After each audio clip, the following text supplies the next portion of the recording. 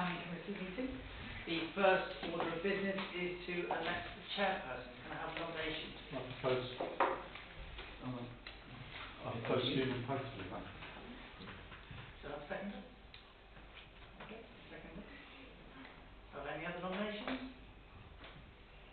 Then Mr. Hudson is duly appointed as chair this year. Thank you very much.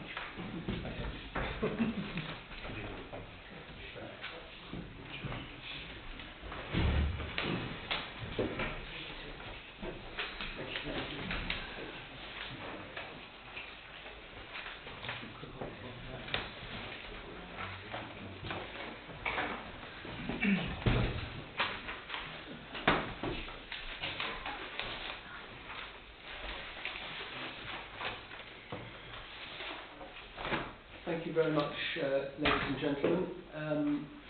I appreciate very much the confidence that you've shown in me again for this term, but can I express my thanks to all of you for the very interesting year that we've had with the new planning committee, and hope that the success we've established so far will continue. I would, if I may, just like to pay a tribute to Christine Lawrence, who has stood down from the committee today, because one way or another I think she has been a planner on this authority for the last 29 years. So I think it would be good if we could record our thanks to Christine for her service. Yes, hear, hear. Item 2 is the election of Deputy Chairperson. I would like to propose from the Chair that Dr. Mike Kelly be the Deputy Chairman for the ensuing year. Seconded. Are there any other nominations, please? In that case, I declare Dr. Kelly duly elected. Thank you, Chair. Thank you. Are there any apologies for absence, please? Yes, I think we have Mr. Butt Philip, who has now taken over from Mrs. Lawrence as a member of this committee. Are there any others? No. Otherwise, all present and correct. Thank you very much. Item 4, declarations of interest or lobbying of members or unaccompanied site visits. Are there any to declare, please? Yes. Declaration, I just want to clarify the position. Just want to clarify the position on the parish council looking quarterly, and then obviously turned down the planning application for Wilsford House, but I wasn't there at that meeting, so therefore I've reserved my position on it, and I can speak openly on it today without interest. That's fine. Thank you very much. Are there any others, ladies and gentlemen? No? Thank you. So, the minutes of the Planning Committee meeting held on the 6th of May are before us. May I take them as a true record, please? Thank you. Seconded? All in favour? Thank you. Any matters arising, please, from page 1. Page 2. Page 3. Or page 4. No, thank you very much. I am not aware of any business of urgency. Item 7, public speaking. I will, if I may, as usual, ask members of the public to speak immediately in advance of the item in which they are interested, and we do have speakers registered for both of the development control applications with you to consider this afternoon, items 9.1 and 9.2, so I will call at the appropriate point. Item 8, appeal decisions. Very interesting couple of appeals here, so I will ask Mr. White to comment on them, please. Thank you, Chairman. Yeah, the first appeal decision relates to Chapel Knapp and Porlock Weir. The proposal in that case was a change of use of an existing ancillary garden building to a holiday let. Received from the appeal paper, the inspector identifies two main issues which form the basis for the refusal of the permission. One relates to whether the site provided adequate and appropriate parking within the site, and the other one relates to the spatial strategy of the local plan, and in particular whether the scheme complies with policy RTD4, which many members will be familiar with, having debated it a few times in this committee before. In terms of the first issue, the inspector wasn't persuaded that there would be sufficient sufficient space within the site to park and turn vehicles. Didn't go as far as say there wasn't, he just wasn't convinced that there was from the evidence provided, and he found that the scheme therefore was in conflict with policies ACD1 and ACD3 of the local plan, and he gave the conflict with those policies substantial weight. He also found conflict with policy RTD4, so in terms of spatial strategy, he thought there was conflict there, but interestingly he went so far to say that because the scheme wouldn't result in the adverse effects of the community in terms of the loss of an existing dwelling, he actually gave the conflict with that policy limited weight, which I found interesting. You know, sometimes they don't comment about the weight they're going to give it, but he went so far as to say he only gave conflict to that policy limited weight. The inspector picked out on the benefits of the scheme, which included support to a local business, but only gave those benefits moderate weight because it was only one additional unit. But nonetheless, he found that the scheme did conflict with the development plan read as a whole, and that the benefits presented by the scheme didn't outweigh the harm. So dismiss the appeal. Okay. Any questions on that one? Dr. Kelly? Yes. Sorry, an interesting point about policy RTD4. It's only one decision, but when we are reviewing our policies as part of our evolving local plan, does it suggest or could it suggest that the policy is changed to reflect this decision, or as it's only based on one appeal decision, is it a one-off? Appreciate any thoughts on that.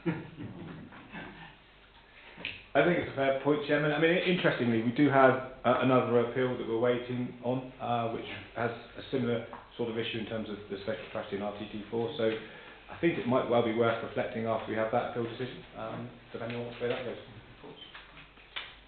Certainly, well, I think the planning review group, as we look at it, we can certainly bear all appeal decisions actually into account, and this one included. Okay, Helston Bungalow. Thank you, Chairman. Yes, Helston Bungalows, one we're very familiar with as this committee. Again, the two main issues that the inspector highlights on this scheme reflect the concerns that this authority raised with the scheme, so that's the impact on the character appearance of the area and the potential effect on protected species, namely bats, within the site. Much of what's set out in the appeal decision, I think, has been well rehearsed by this committee. Paragraphs 8 and 9, I think, are particularly interesting. You don't need to read them out, but you know, it's reflecting on the words "should" within policy HD D17 and the issues around massing and scale. Ultimately, the inspector considered that the proposal would fail to be similar to the current dwelling, and that it would be more intrusive in the landscape, and he considered that it would be harmful to the character and appearance of the area. The inspector was also not convinced that the scheme would not cause harm to bats through an increase in artificial light. He found conflict with the plan as a whole, and didn't consider material considerations of sufficient weight to outweigh that harm, and ended up dismissing the appeal accordingly. A very interesting decision, ladies and gentlemen. Any questions or points that anybody wishes to raise? No? Right, thank you. So we will move on then to item 9, development management. And the first item that we have to consider this afternoon is item 9.1, 643-24011, the proposed single-storey ancillary store extension at Wilsford House, Wootton Courtney, and other dependent works as well. This is going to be presented by Mr. Rose. Joe. Thank you, Chair. This application is located within the settlement of Wootton Courtney, but outside of the conservation area, which is to the west of the site. Wilsford House is a detached property that was built in 1980 in an elevated position on the north side of Ranscombe Road. The property is accessed by a steep driveway.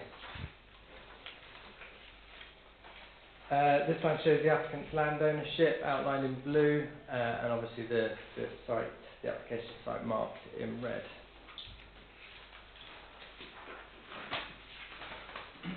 And this is just an aerial plan to show some of the sort of site context as well. The proposal includes an attached rear store extension, the removal and relocation of stables within the site, additional solar panels on the extension and the stables, landscaping to create a northern courtyard and terrace garden, and a new garage and outdoor swimming pool to the front of the property.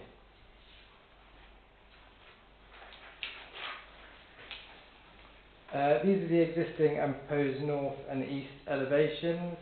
The rear store would require grading of land, as well screened and not visible from public viewpoints. It is designed to match the main house in form and materials, and its scale is considered to be proportionate as well. This is likely the least contentious part of the proposals.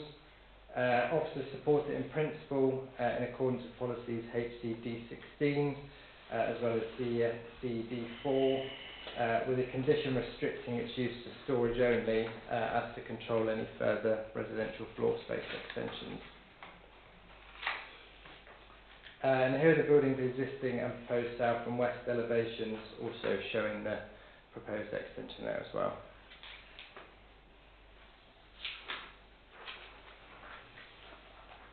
So here are the proposed plans for the garage and outdoor pool, which appears to be the most contentious element of the proposals in terms of the comments that we've received.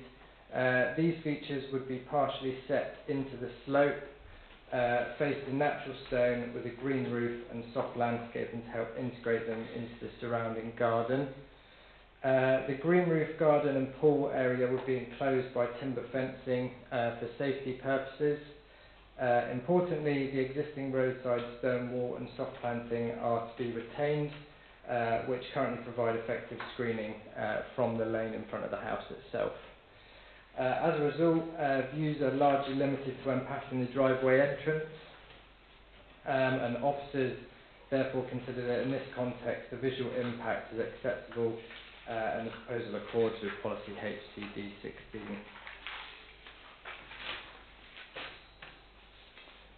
For additional clarity, the agent was asked to submit further drawings showing the existing and proposed front elevations as viewed from the street, as shown here. It's also important to note that although the veranda shown in both plans has not yet been constructed, it's depicted as existing because it benefits from planning permission granted under a previous application itself.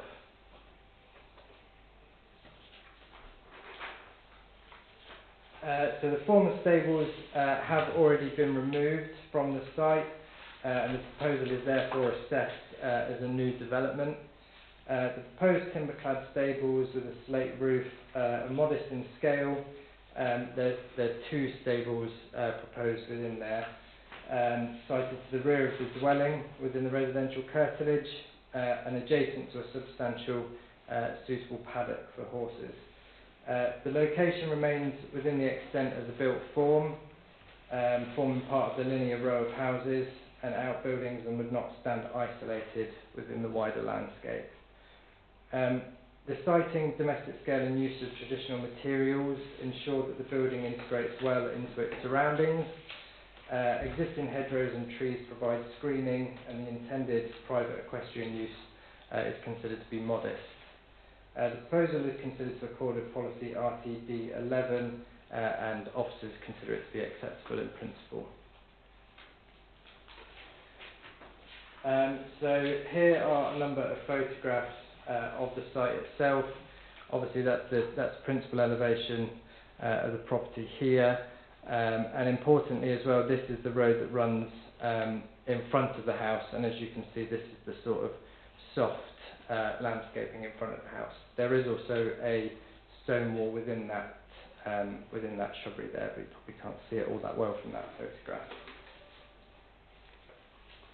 And here are a number of photographs also submitted within the landscape and visual impact assessment, taken from sort of public viewpoints, just to give a bit of an indication of how much or how little the site can be seen.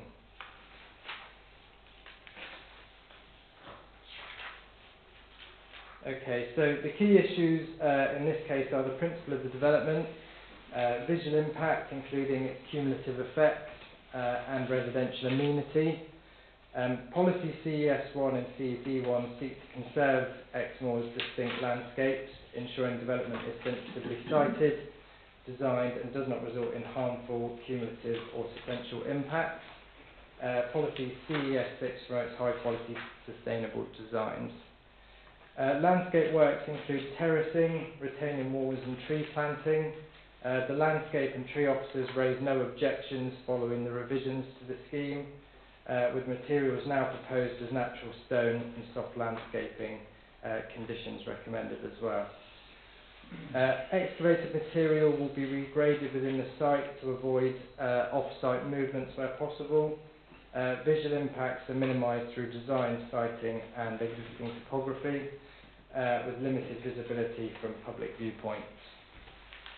Overlooking was specifically assessed during my site visit. The proposed roof garden and pool terrace are well screened by existing soft boundaries, and levels will be regraded such that no materially greater overlooking would result from what's there currently.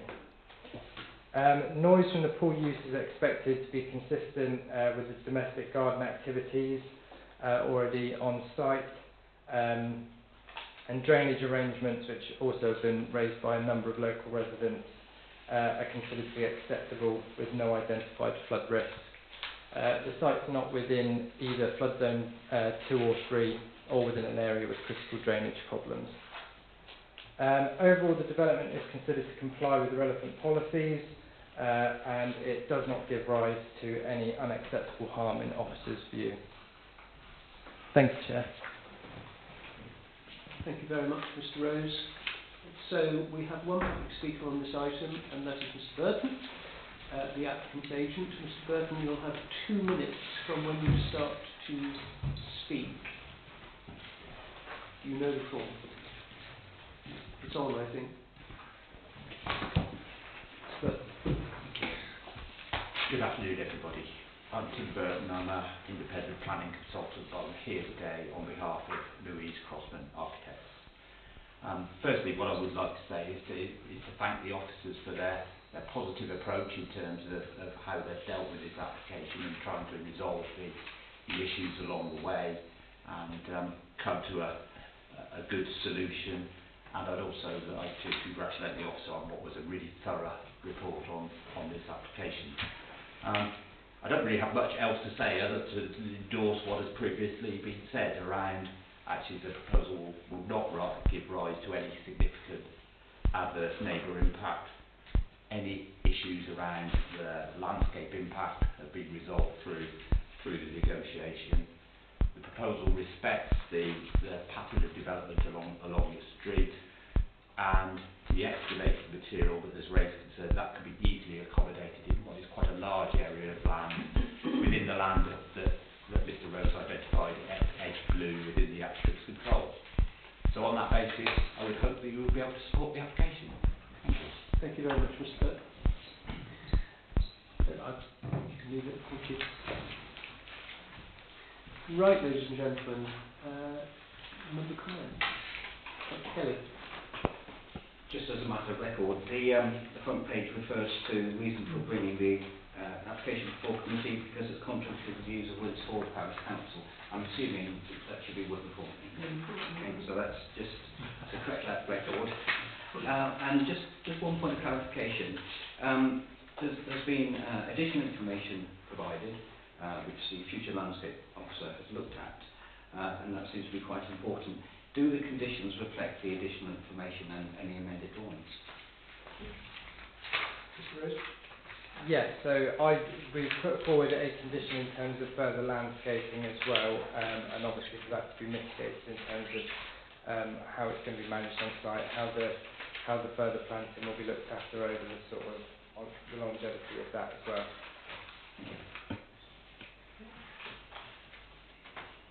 through any other comments? Mr. Gray? I just reiterate my position. I'm on what we call the Parish Council. Wasn't the last meeting when this was discussed. I'm trying to see, so I read up on it, but couldn't make it for better reasons.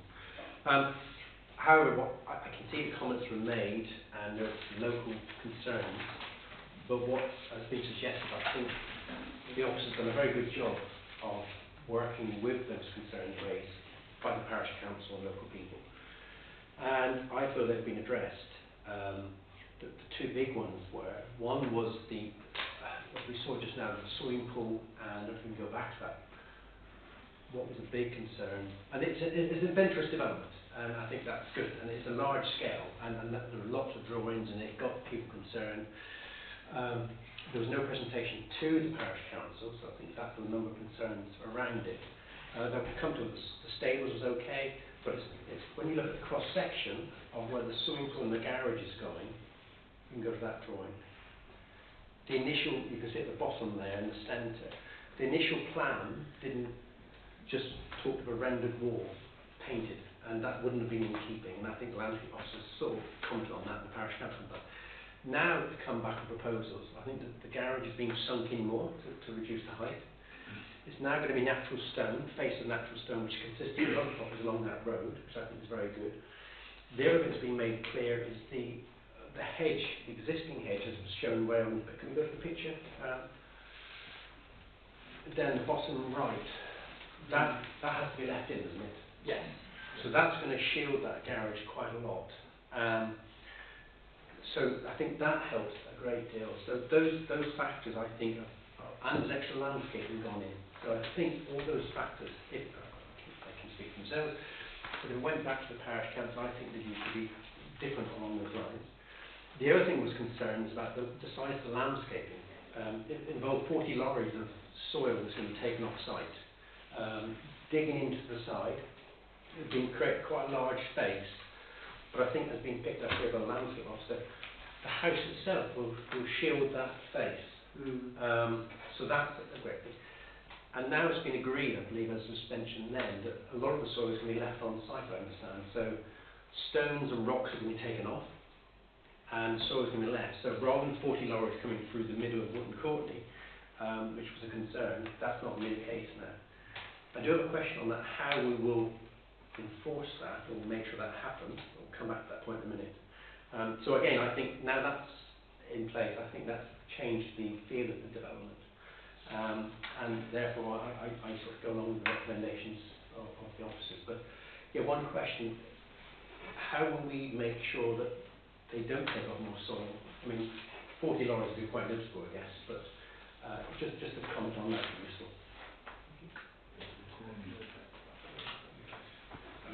The reality is, that might be quite difficult to actually enforce it. We've got no reason to believe they wouldn't do what they said they're going to do, would be my starting point. Yes. And, going from there, if they were to do more, I think we could have a conversation with them, but it would ultimately be a temporary impact in any case. But there's no basis, given the land they've got available, to believe that they wouldn't do what they said they're going to do. Okay, if I can come back to, yeah, there's one that's going to be cheaper to leave on site, so cost-wise it'll be easy to leave on site, and the other thing is I'm picking up on some of the local opposition was the potential noise from the swimming pool, but I think that's been addressed by the officers, so I don't think that's an issue. There was one other which I think is particularly material, the drainage, but I think that's been picked up. Underground water, again, I think that's been addressed, so I think the local concerns have been looked at and addressed, so yeah, well done to the officers for going through the planning process. Mr. Keane. Yes, thank you, Chairman. I'd like to propose that we accept the recommendation. Thank you. I think it's a good example where the Parish Council are right to be concerned, and the applicant and the officers have addressed it, and it's a great solution, I should think, and I think everybody deserves commendation for doing it. And I think it will be an asset. It's well done. Thank you. Seconded, Mr. Olsen. Yes, no, I'm happy to second that, and also mention that a couple of things. One is I think it's interesting when you look at that picture there. Whilst when you think of our local plan and what we allow in terms of the restrictions on extensions for living space. Obviously there's restrictions on that. But when you look at ancillary buildings that are well related to other buildings, actually this is an example of where probably one is allowed to do somewhat more.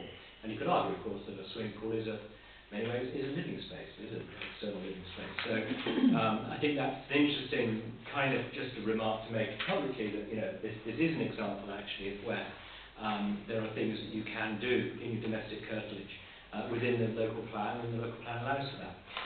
Although I also agree that the officer's done a great job, and the landscape officer as well, of amending the application to actually deal with the concerns of the parish council. And I wasn't quite clear on the second time round what the parish what the parish council's objections were the second time round, specifically because they didn't seem to be accompanied by any clear examples of actually what the problem was that hadn't been resolved, which makes it rather difficult now for us to find a space to go, well, then what's the problem? So for that reason, I'm happy to second the decision to support the officer's recommendation. Thank you. Do any other members wish to speak? If not, it has been moved by Mr. Gein and seconded by Mr. Olsen that this application should be approved. See all those in favour, please. Then come. Thank you very much. So we move on to item 9.2, which is Littleham Winsford, and this does come before us because Winsford Parish Council did have a view contrary to that of the officers. So this is going to be presented by Emma Gifford.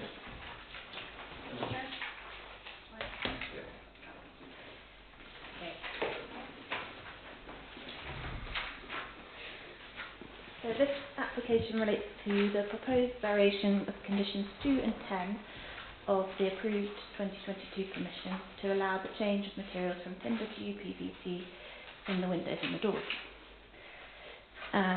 This is the location of the dwelling just outside of the main settlement of Winsford. These are the approved plans from the original permission, the dwelling. And the key planning considerations is the effect of the proposed changes on the character and appearance of the development and its locality within the national park. These are the applicant's windows, proposed flush casement windows and doors with timber effect frames and trickle vents. The most significant policy in this case is CEF6 for design and construction principles. The policy promotes high quality sustainable design seeking to conserve and enhance Exmoor's built environment through the use of traditional, natural and locally sourced building materials. As you can see, the dwelling is located outside the main settlement and within the rural landscape. The design of the approved development reflects the vernacular of this location. And the timber framed windows and doors as specified within the approved permission are considered integral to maintaining visual harmony with the surrounding rural environment.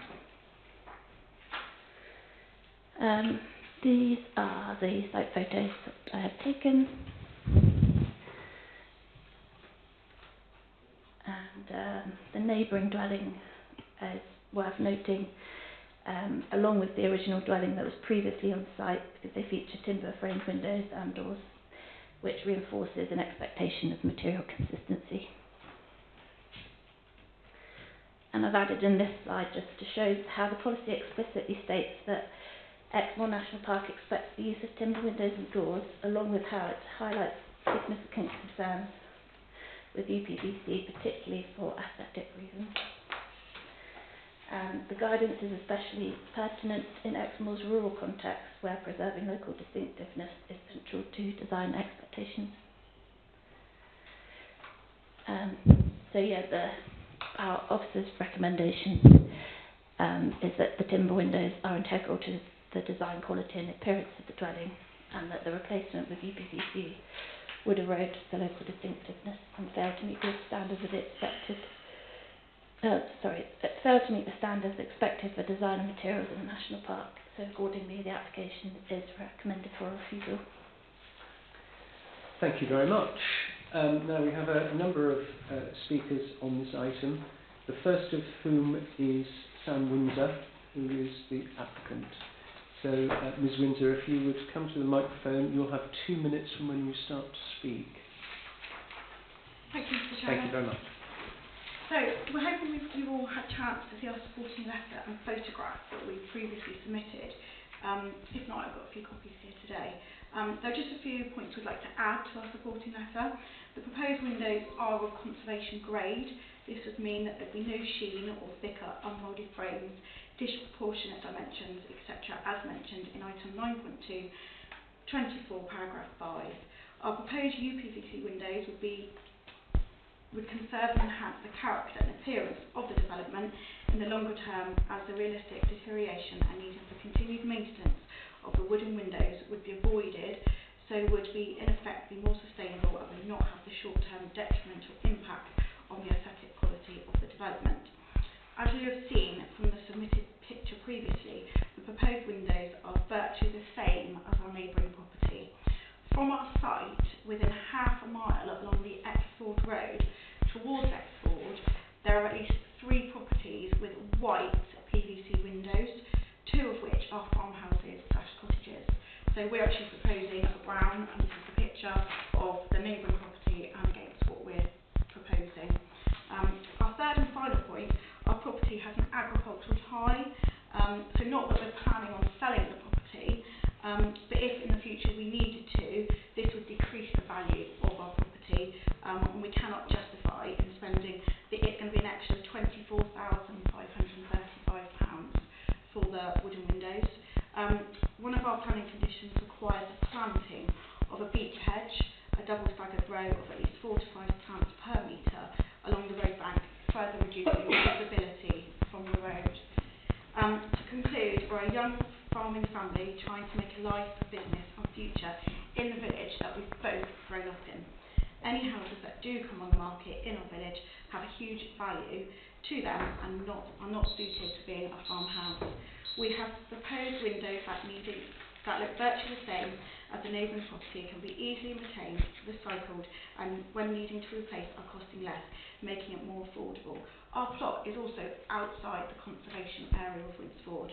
Our parish council are in full support of this amendment, and you'll hear later in the meeting, as I think they've submitted something to be read out. Thank you. Thank you very much, Ms Windsor. Very good, thank you. Our next speaker is Will Locke, who is speaking on behalf of the Exmoor Young Voices. So, Mr Locke, if you would come to the microphone. Thank you. And you'll have 2 minutes from when you start speaking.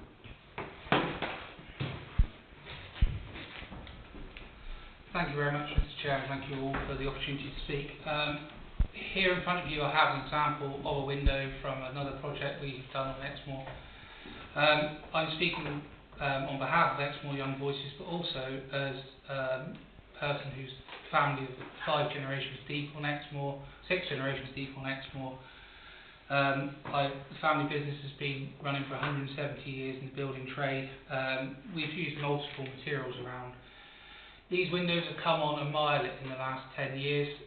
When the policies were written and so on, there was a sheen to the PVC. They were massively plastic and they were outward bound. This example is a flush fit window, and it is done in a wood grain effect. But to be honest, the amount of different effects that can be done on these windows these days, I think it's more appropriate to consider the finish of the material. If you consider wood as a material, that can be painted and have a shiny sheen, and we're talking about the aesthetics of it. We're talking about a location which isn't in a sort of in a high impact area. I think we also have to consider, as far as Young Voices are concerned, more the point that we're talking about a young farming couple that are trying as hard as possible to stay working and living on Exmoor, and anything that we can do as a community and as a national park to encourage young people to stay on Exmoor should be done. And I think whether it comes down to the affordability, the suitability, and the like, the suitability of these materials, they're far more recyclable and so on than they ever were in the past. And I think the affordability of it is obviously a key impact when we're talking about, in this case, a local needs tie. The same open market value isn't there, so we have to do everything we can to encourage young people to be able to stay on Exmoor. Thank you. Mr. Lawton. Thank you for the visual aid. Our next speaker is Mr. Milton, a member of the authority, but for this purpose he is speaking as a member of the public. Mr. Milton, you might not know, you're allowed 2 minutes to speak from when you begin. I find myself in a very unusual position today. Well, speaking to a planning committee, and unusually for me, speaking to the opposite of a planning officer's recommendation as well, so in support of this application. From my point of view, I've always been informed that the local plan is an enabling document and should enable reasonable planning decisions to be made. And with that basis in mind, I'd just like to address the couple points around the reasons put forward. The policy is a policy, and I can't challenge the policy, but there is opportunity always to interpret the policy in ways that make sense and are applicable to the relevant conditions. And I think members are the people that have the ability to determine and interpret policy and make sure it's implemented correctly in the right places. We have here local next generation family working and living on Exmoor, an increasingly rare breed, I must admit, looking to build something that is affordable, not in the badge affordable, but affordable in the fact that they can actually afford to build it, live in it and continue working here. And I think that's quite important. But it also has to have due regard, doesn't it, to appearance, the context and the policies of development. So, a couple points there. The principle on the introduction, I notice that the reason for condition 10 was in the interest of satisfactory appearance of the development upon completion, and in the interest of the visual appearance of the development in the location within the national park. That focus is very much on the appearance. And I think if we're looking at impact on character and appearance, then if there's conservation grade windows, we have to be in a position where if we put these type of windows at the distance you're likely to be looking at them from, and a wooden window, potentially cut down in South America and imported here from suitable hardwoods, can you tell the difference? And I think there would be quite a challenge there if we're going to determine that an appearance. The second one is around the sustainability argument. The sustainability says that ideally through traditional, natural and maybe local materials. Not entirely sure very much timber is cut down on Exmoor and turned into window frames. And if it is, they probably won't last very long. Especially bearing in mind the end of the country we're in would graze quite quickly. So sustainability, I feel, is actually, it's a kind of subjective judgment. It's very much qualitative. UPVC is now recyclable and regularly recycled, so it's not that use it once and throw it away approach, unlike wind turbine blades and that sort of thing. And I think we have to determine at that point, and I think I was looking on the conclusion, if I put a ring around it just now, if I can find the page up at the ring road, that from that point of view, it is potentially likely that it's more sustainable to have a material that won't require regular maintenance, will not require to be someone perpetually painting them, and could well lead to the completion of a building here that will actually be materially more sustainable as a whole and much more environmentally applicable to run in the future. So, on that basis, I would urge you to consider carefully this in that context and in the context in which it is. It is conservation grade windows being proposed, and it is outside of a conservation area. So I would ask you to carefully determine what we have there and hopefully support the applicant. Thank you very much, Mr. Neal. And the final speaker is Mr. Gill, who is the architect of this development. Mr. Gill, you'll have 2 minutes from when you start to speak. Thank you, Mr. Chairman. Just to clarify, I'm not the architect who did the designs. I'm just speaking in support of Sam and on behalf of Exmoor Young Voices. So thank you for allowing me to speak this afternoon.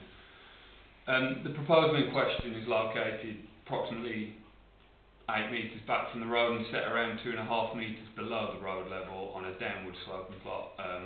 And then the traditional beech hedge to be planted along the road will be maintained at around 2 or 3 metres in height, or possibly more, which will in fact obscure the entire front elevation, including the first floor windows, from public view. This limits the visual presence of the building, especially from the street or whilst driving past.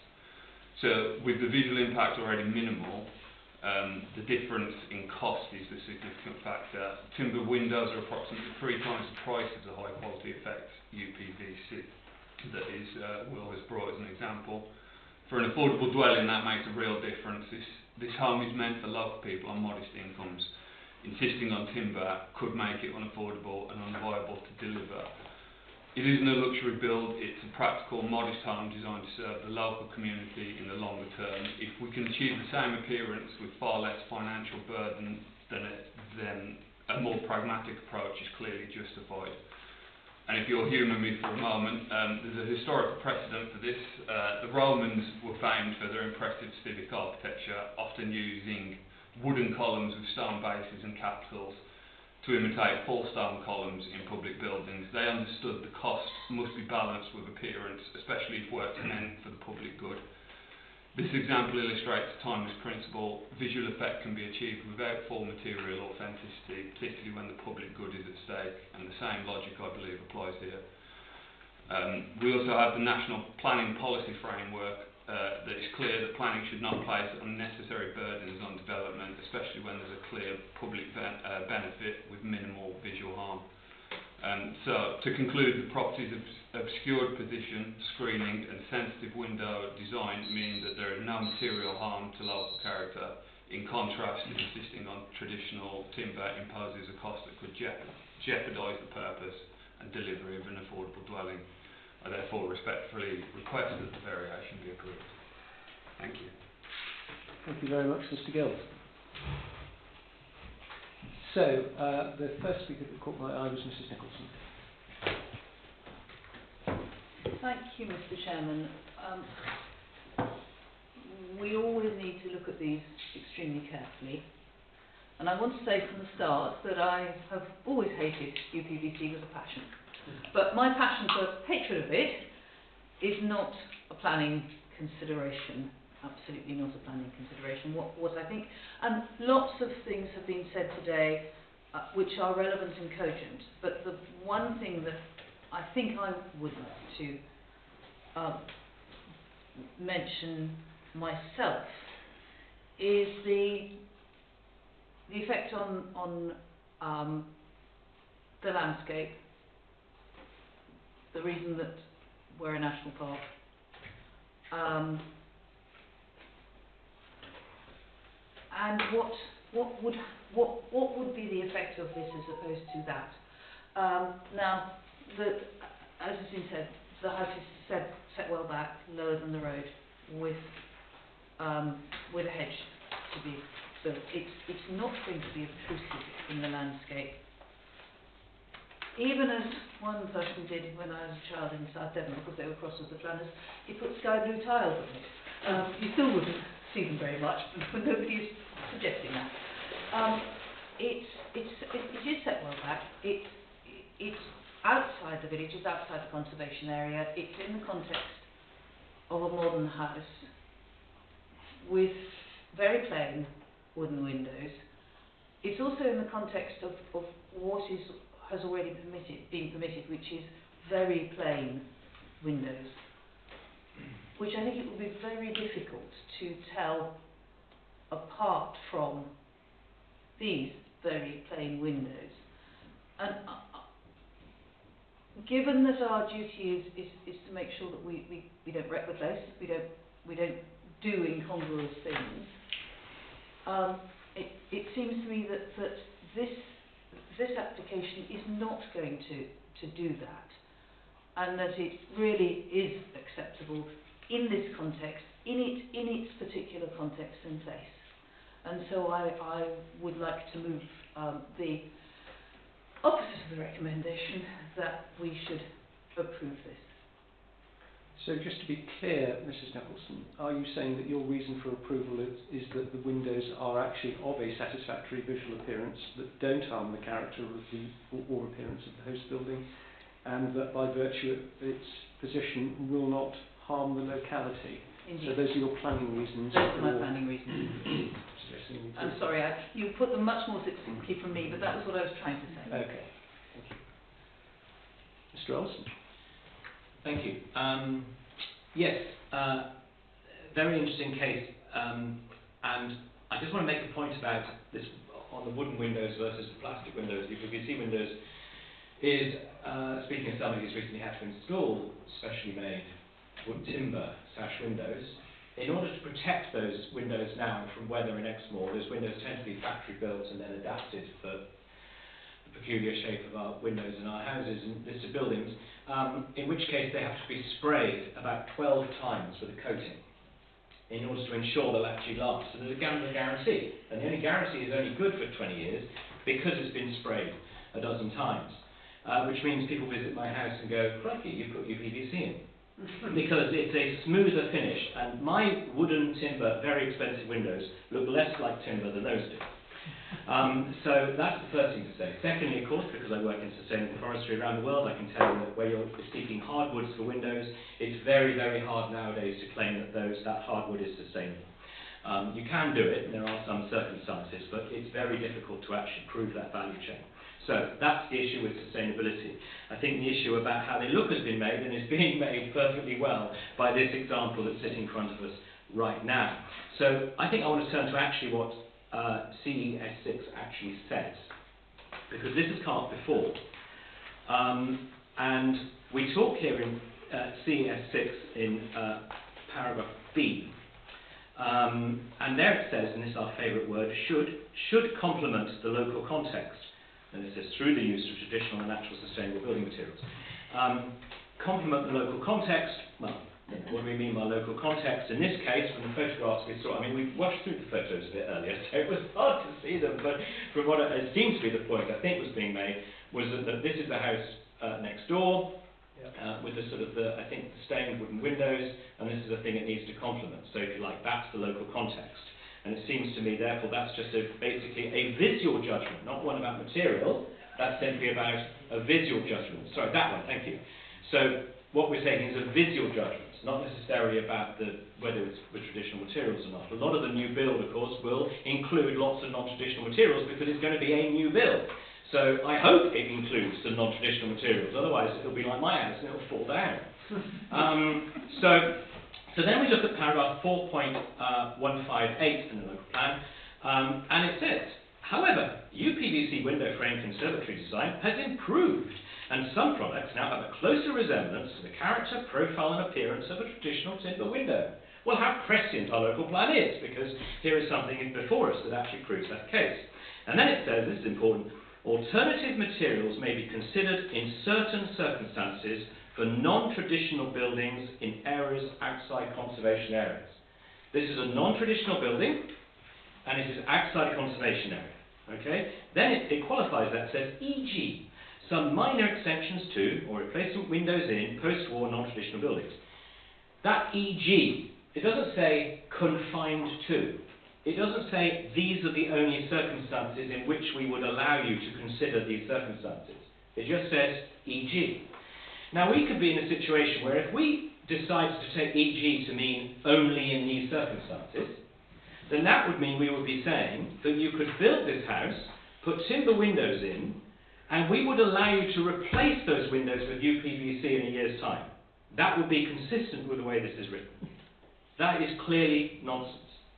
Therefore, we must assume that that e.g. in some minor extensions to part of the sentence is not saying confined to these circumstances, it's saying this is an example of the circumstances.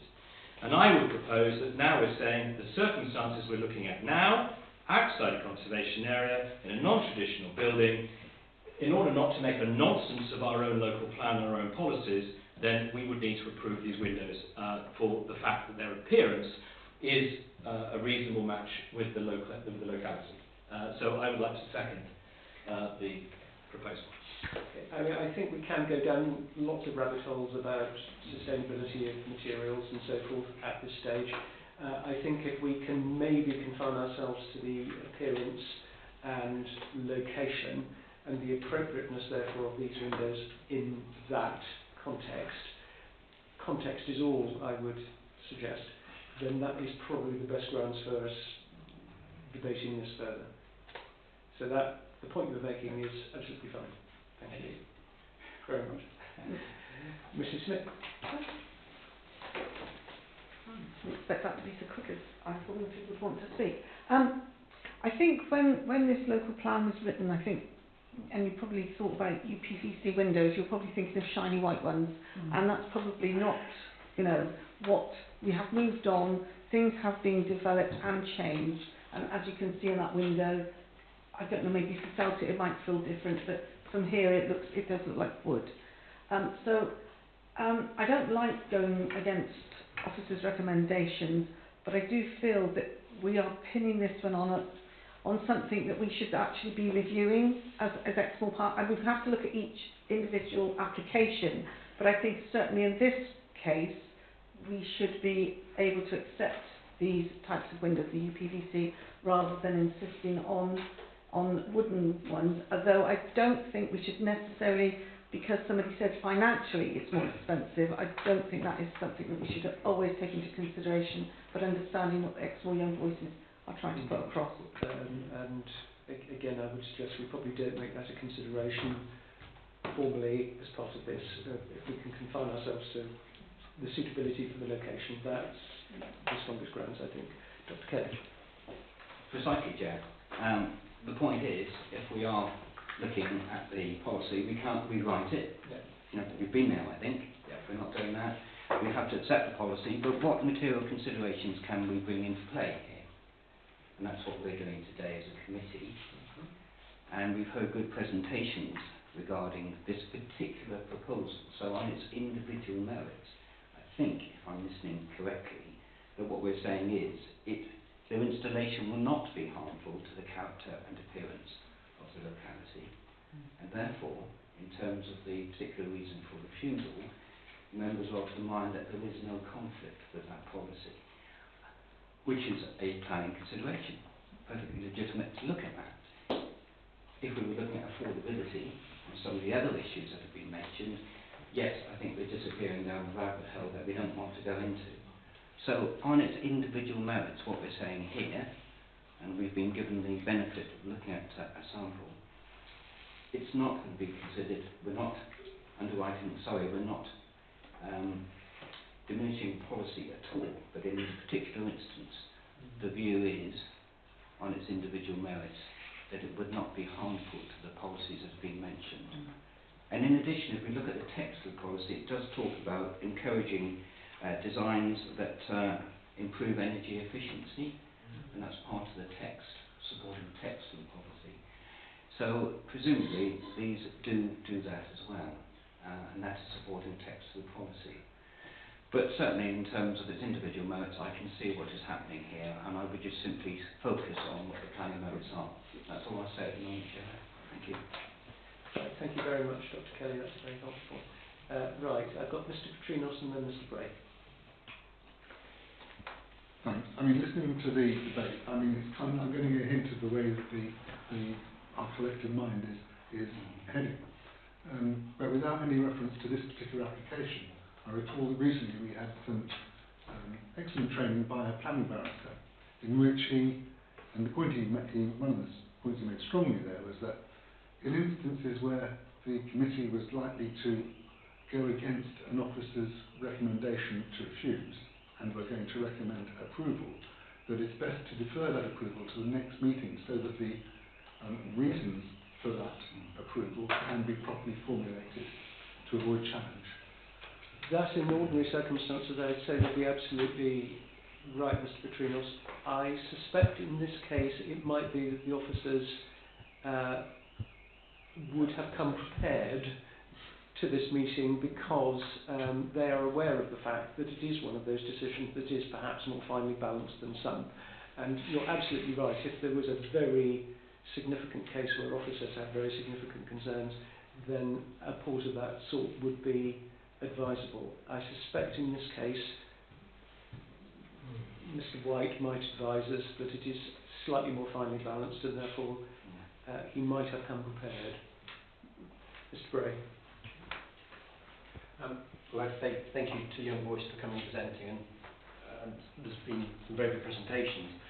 As we've indicated, some of them are outside our planning considerations, but they are factors. Obviously, it's for local farming family. It's set back from the road, but because that's getting into planning consideration, but the impact, it is set back from the road. I know the area very well, born in Windsor, so I know where it's set back. It's always been a farming house location. And that's like the conservation area. So there again, I think are planning considerations. One point, one clarification on that, I've heard it mentioned a number of times, is conservation grade UPVC windows. Now, if that is it, then great.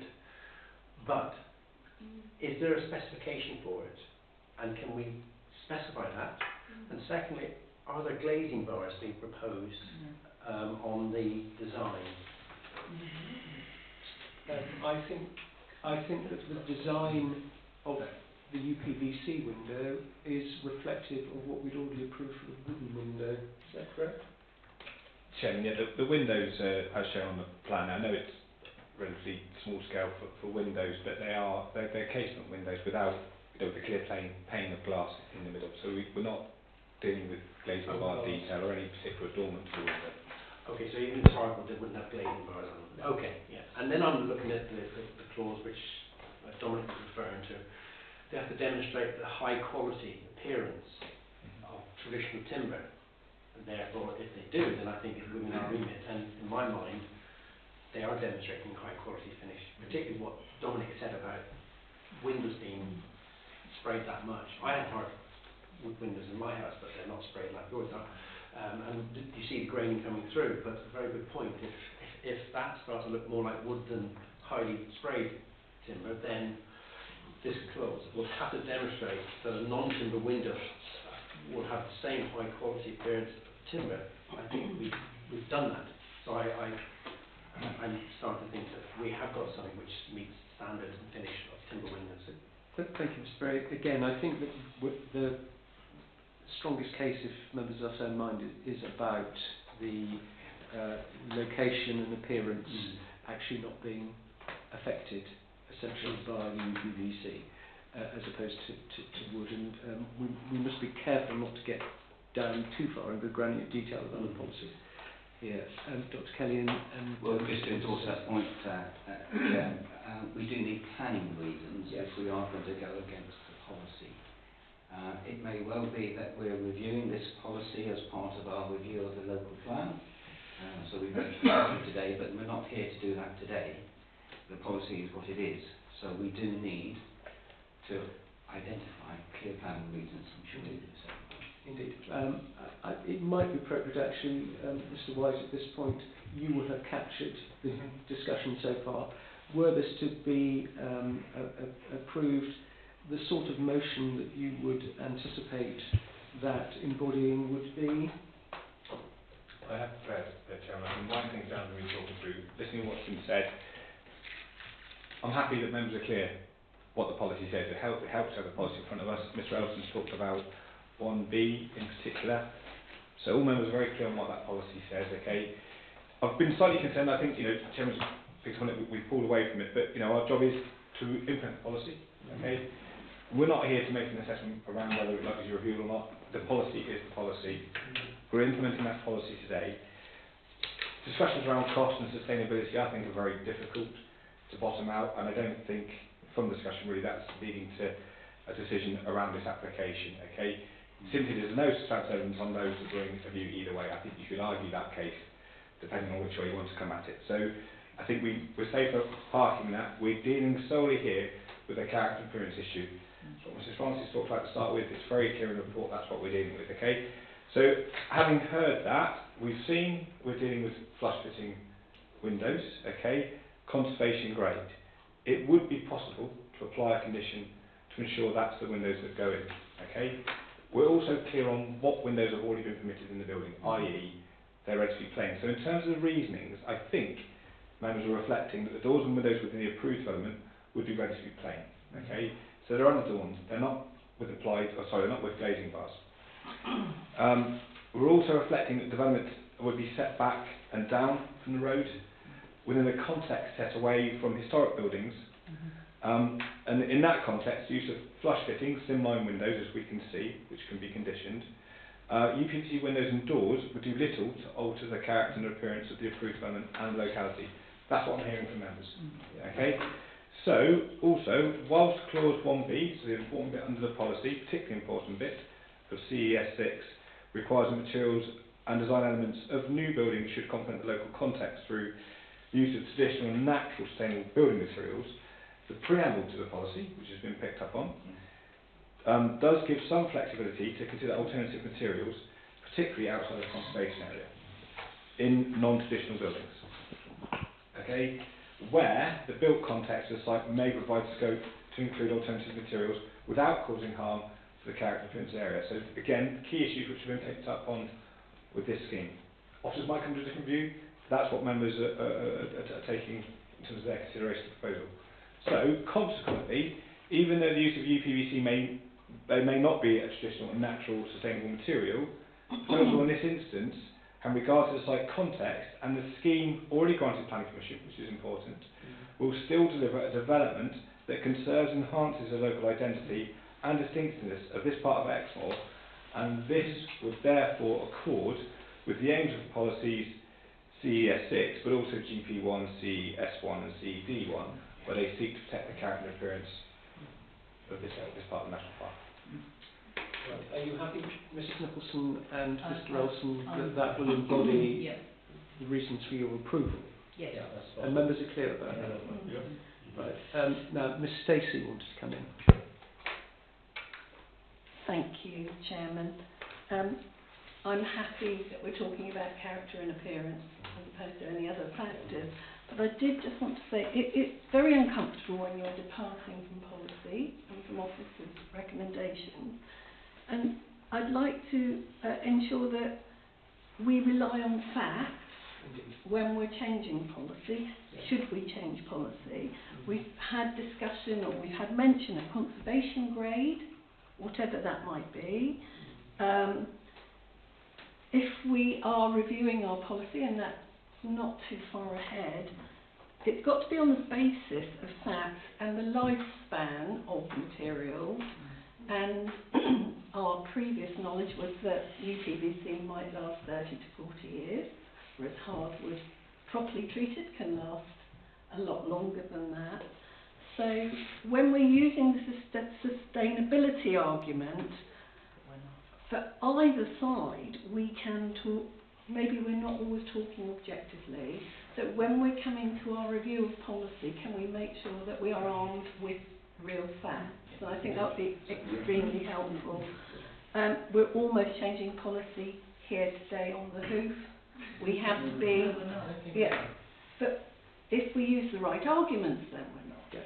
And let's be very careful to arm ourselves with facts before we take any further steps. Yes. And I think the point you made, Ms Stacey, is absolutely right. Some of the issues that have been raised are ones for examination when we look at the plan as a whole.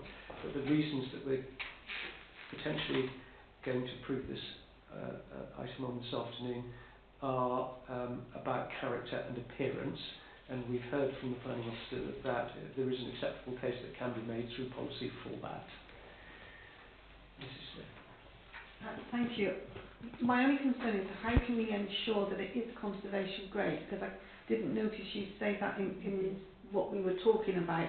Because could they then change, we're going for UPVC, but how can we ensure or condition that it is to this high standard? I mean, I did Google quite a while back to see about different types of windows and where they have been accepted in other national parks, etc.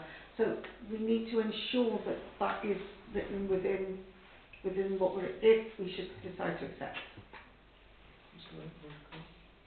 I think you can condition the windows to make sure they're flush fitting, casements, no external triple vents or hinges. It would be possible to condition to make sure it appears as you'd expect to see there. Sorry, if I could just come back with the actual colour and it's not just trickle fence and all that other adornment, it was actually the colour and the sound, if you see Well, what I mean. I think there can be a condition that the planning officers have actually got to approve Yes. the final appearance. That would be pretty standard anyway. Are we members happy to delegate the final conditions to the officers?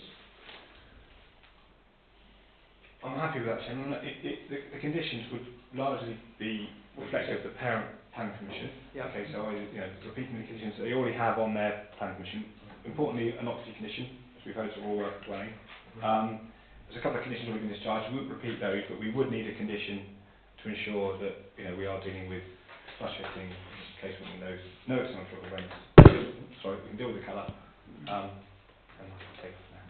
All right. I think we've pretty much gone around this, haven't we, Mr. Holton?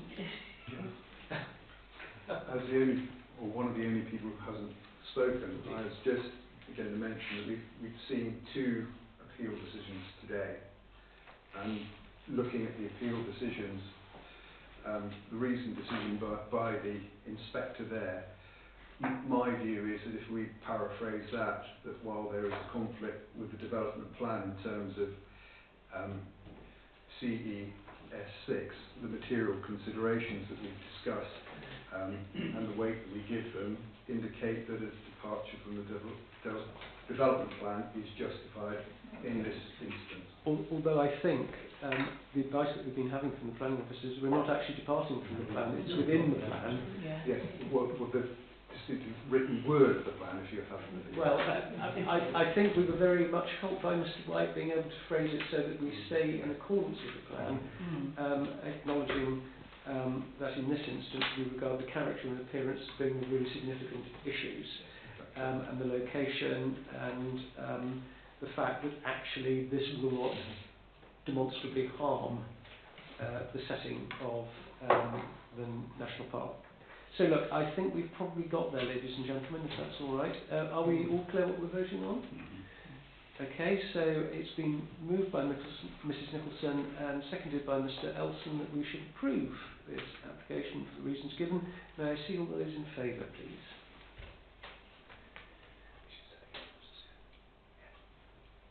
And all those against? And those abstaining? So there's one abstention. Thank you. So that sounds approved. Thank you all very much.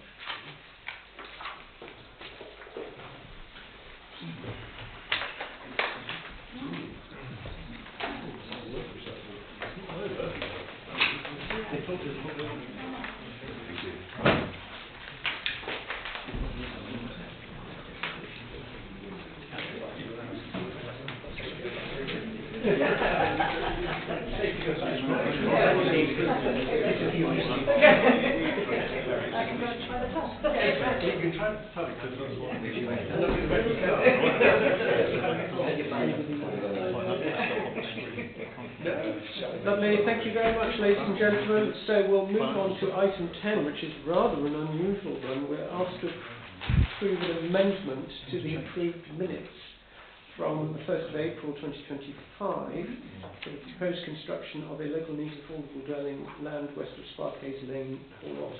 This came to light, I think, when the solicitors were drawing up 106, and the minute of the meeting didn't actually reflect what was proposed and voted on. Do you want to say? I don't need to. I think that's so really we have to make the minutes absolutely correct in order for the 106 to be finalised. May I propose that we so amend? It is. Seconded.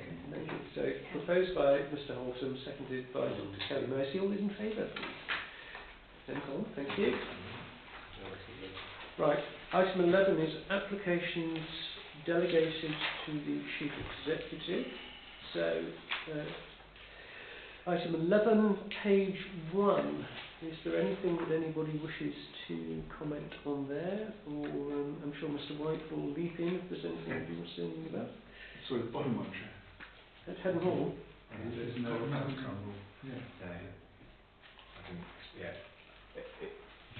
essentially, it's part of the application for an agricultural building, which we've determined we we've prior approved it, so we've asked further details that we would wish to approve, which you can do under the type of application that it is. We have those details, and that's yet to be determined. Okay, so the initial application got a determination which says we need to prior approve some more details. Those details are received and we're currently dealing with those. And can I ask about the withdrawn one? Yes, the disused and dilapidated former stable building. Gymnasium. It got withdrawn because they want to do some other elements to their proposal, so they withdrew this application on the basis of submitting a fresh one with this proposed plus additionals. So it's not that they withdrew because they knew it was hopeless. We didn't get that far. Okay, page 2. Same thing on the withdrawn one. At the top? Yep. There's, I think there's more on this list from this site. There's various different proposals out there, but this particular one would bring parking under a tree in a conservation area. We're worried about the health that would have on the impact that would have on the health of the tree, and then the tree's contribution to the characteristics of the area. Wasn't particularly great in terms of arrangement of the highway either. So through discussions there and before an application. Okay. Anything else on that page?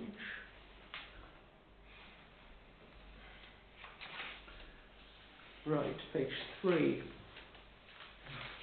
The third from the bottom, Chairman, the refusal. Refused. Prentice Hill. Yeah, so this is a local dump certificate where they claimed that annex has been used as a separate independent dwelling. The evidence to support that was insufficient, so we refused the certificate. Sorry, Chair, what does that suggest then in terms of any retrospective Enforcement. commission enforcement? Because It's ongoing. it's ongoing. Thank you.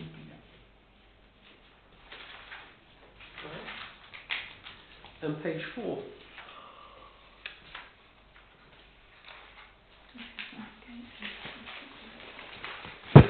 Everybody happy with those? Good. Thank you. Mr. Bolton. I noticed there's one or two retrospective applications there, and I just wondered, in view of previous discussions that we've had, whether any biodiversity net gains items have been able to be included where on retrospective applications.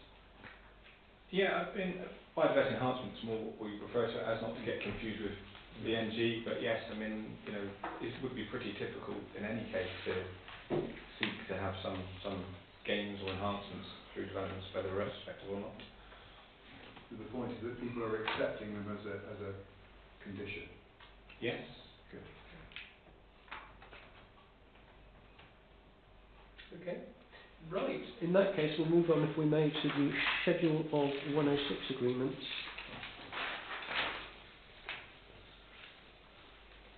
So, should we go from the top, Lower Cleve Barnes? So, Chairman, that one's been determined this morning, so that comes from this. Excellent. Yeah, I was quite happy to get that out before we came into committee as a approval. Joy. Yeah. Then Sanctuary Lane, Brompton Regis. Yeah, Sanctuary Lane was drawn from there. The discussions that continue around those, Chairman. Thorn Farm. Yes, same really. Land West Paracombe, we're just waiting for the landowner on that one. I mean, I think we're there, aren't we, Jeremy, in terms of, you know, the section 106 side of things, it's just waiting for the landowner to... So that's your big scheme? Yeah. Yes. Excellent. So hopefully, yeah, and then, well, I've said it before, it should happen quite soon. They wish for two issues to be co-determined together, to combine together. Which is separate from what we're doing, it's just, you know, we're waiting for the one. So, Land West of Sparkhaze Lane, That's the update. which is the one we've just been talking about. Land at Lower Glebe House, Prentice Hill. Not straightforward, that, Chairman. Just in terms of where things are on the ground. But we had a meeting 2 weeks ago, and things are moving forward, and we need to make sure they continue to move forward. Right, thank you. Noel Farm, Timberscombe, property for the applicant. Then we've got the paddock opposite Captain Church, property for the applicant. And lastly, the Duck House, Lee Farm. Excellent. Golly, the duck house comes up again. It was a big issue, wasn't it? Done it again. So draft agreement viewed by officers. It's Can Dave I and the ask? applicant, Okay. When we say DCC, we presumably mean Devon County Council. Does that mean our solicitor Yes. Yeah. rather than Devon County Council? It means our solicitors, Devon County Council. Yeah. Yeah. And then you've got that ongoing list of the resolved ones underneath. That's just the balance line. And I mean, we can mention the penultimate one, the Long Garden Plot, Ash Lane, where of course we had a very similar situation to the one we've just been discussing this afternoon, the other end of the village about changing window type. Right. If there are no other questions about that, ladies and gentlemen, item 13 is site visits. If we require any, the site visit day will be Friday the 27th of June, prospectively in the morning. I don't know if we know at the moment whether or not there will be anything, but if there is, that will be the day. And unless there's anything else, I would like to thank you all very much, and onwards and upwards for this year. Thank you very much. Thank you. Thank you.